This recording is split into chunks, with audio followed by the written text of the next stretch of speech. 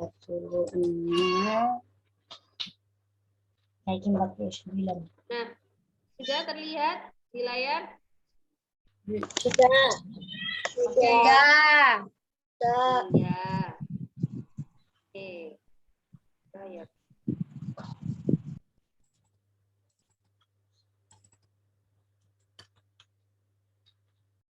Nah, ini materi kita adalah tentang penampakan alam dan pemanfaatannya.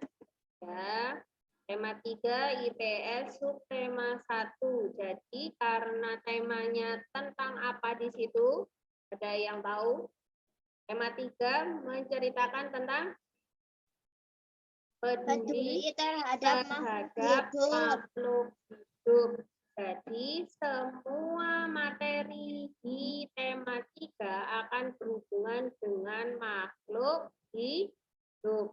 Nah, tema 3 IPS subtema 1 itu bercerita tentang apa? Tentang penampakan alam dan pemanfaatannya. Ya. Nah, di sini apa saja penampakan alam yang perlu kamu tahu? Ya, Andika, kenapa kau angkat tangan? Apa Resen yang ditanyakan? Ya, oke, Ustazah lanjut ya. Jadi, sebelum Ustazah melanjutkan pemanfaatan dari penampakan alam, Ustazah akan menjelaskan apa saja penampakan alam yang ada di sekeliling kita. Ya. Kamu di kelas 3 sudah pernah dijelaskan tentang penampakan alam. Apa itu penampakan alam? Segala sesuatu yang apa?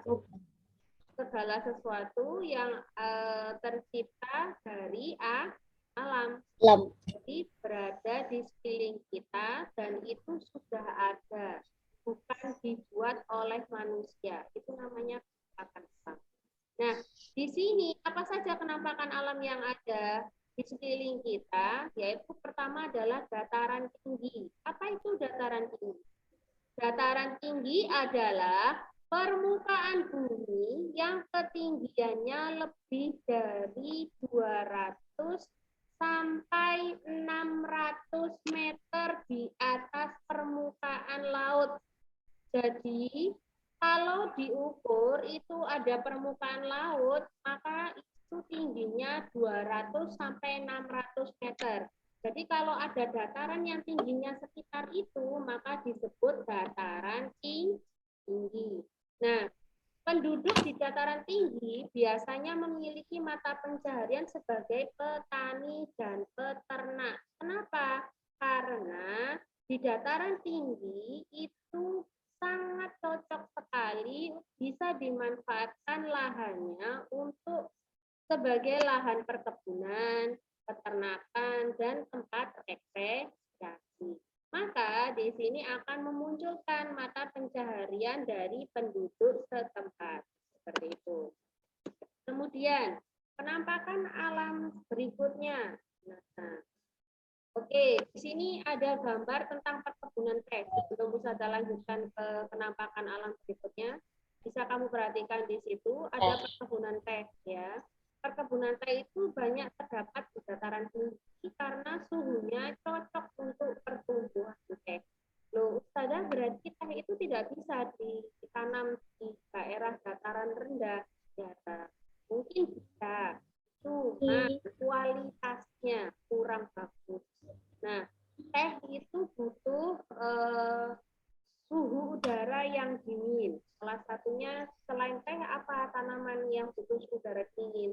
Kopi ya, itu butuh suhu udara dingin. Sayur mayur itu kalau di udara dingin daunnya biasanya lebar-lebar, buahnya lebih segar, banyak kan seperti itu. Ya. Nah, penampakan alam berikutnya adalah dataran rendah. Apa itu dataran rendah? Dataran rendah adalah permukaan bumi yang ketinggiannya sekitar 0 sampai 200 meter di atas permukaan laut. Kalau tadi dataran tinggi berapa? Kalau tadi dataran tinggi berapa, Nak? 200 sampai 600 meter. Ya, pinter. 200 sampai 600 meter. Maka jarak di bawahnya dataran tinggi disebut dataran rendah. 0 sampai 200 meter di atas permukaan laut itu adalah dataran rendah. Nah, di sini lahan pada dataran rendah itu banyak dimanfaatkan untuk berbagai keperluan. Contohnya apa? Pertanian, perkebunan, peternakan, perumahan, dan industri. Ya. Nah, hasil pertaniannya apa, Ustazah? Ya, berhubungan dengan apa? Dengan kegiatan dari yang ada di dataran rendah. Ya, contohnya ada padi, ya, ada tebu, ada karet, ada kelapa sawit. Oh, jatuh sekali. Nah, kalau ini apa, Ustazah? Ayam, ada itik, ada sapi, ada kambing. Nah, hasil pertanian di daerah dataran rendah. Nah, contohnya di situ bisa kamu perhatikan ada padi. Padi itu bentuknya seperti itu. Lihat di layarnya, itu padi. Itu namanya padi. Itu padi yang sudah menguning atau padi yang siap panen. Ya, yang ada di lingkaran itu. Yang di lingkaran merah ini itu namanya padi yang sudah siap panen. Nah, pertanian padi termasuk contoh pemanfaatan dataran rendah. Jadi, padi itu bisa ditanam dengan baik di daerah dataran rendah. Ya? Bagaimana? Apa? Halo? Halo? Anak-anak? Masih dengar suara Ustazah?